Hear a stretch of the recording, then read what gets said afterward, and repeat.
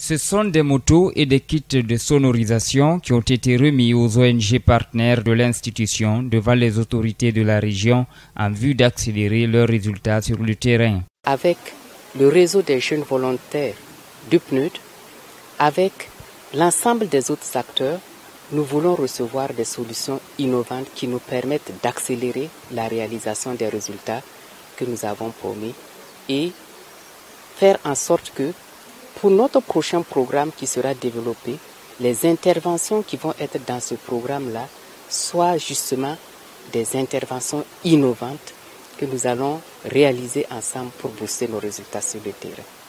Les bénéficiaires de ces dons, à travers leurs représentants, ont exprimé leur reconnaissance vis-à-vis du donateur et promettent d'atteindre les résultats escomptés. Ça nous renforce encore plus, ça nous permet de plus s'assurer que les activités sont bien réalisées dans les localités cibles du projet. Ça nous a beaucoup impressionnés et il a fallu ça aussi pour mener des activités sur le terrain.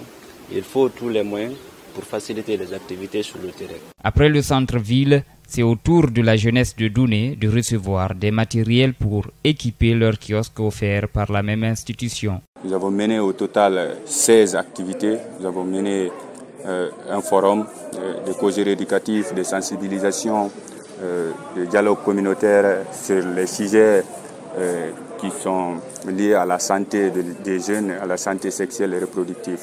Pour le maire de Douné, l'installation de ce kiosque permettra de garder l'œil sur les jeunes de sa juridiction. Si on veut maintenant recadrer la jeunesse, c'est maintenant là. Parce que vraiment, on peut les récupérer. C'est pourquoi on n'a pas éloigné le kiosque à la commune. Donc maintenant, on peut mettre main sur la jeunesse. Et je les conseille de venir ici, matin, soir, pour discuter les problèmes de Douné et le problème de la santé. C'est sur une note de satisfaction que donateurs et bénéficiaires se sont séparés avec la promesse des derniers à en faire bon usage. Dans le secteur agricole depuis plusieurs années, cet amoureux de la terre a jeté son dévolu cette année sur ce bas-fond, situé dans le district de Goumba-Ouléa, secteur Rambia, commune rurale de Colentin.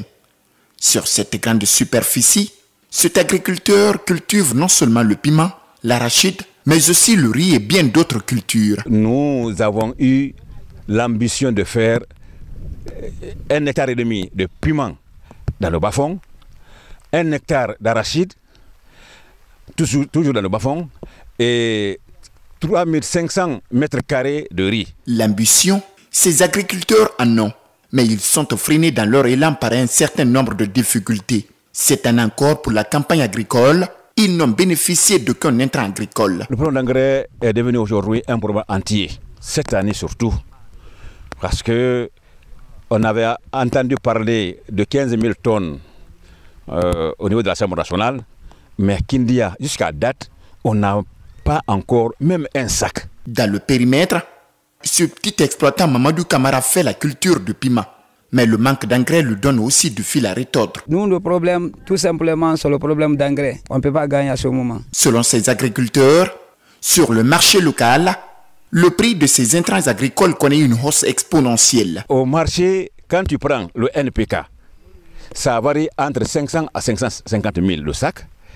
L'urée, ça varie entre 700 et 750 000 francs le sac. Pour leur permettre de mieux cultiver, ces agriculteurs proposent une piste de solution aux dirigeants pour une utilisation rationnelle de l'engrais sur le terrain. Il faut faire en sorte que l'engrais soit convoyé jusqu'au niveau des sous-préfectures. Aujourd'hui, on est à la merci des commerçants. À l'image de ces deux exploitants agricoles, beaucoup d'autres agriculteurs sont de nos jours confrontés aux mêmes réalités. Pourtant, l'État pilote chaque année une campagne agricole qui peine visiblement à toucher un grand nombre d'agriculteurs.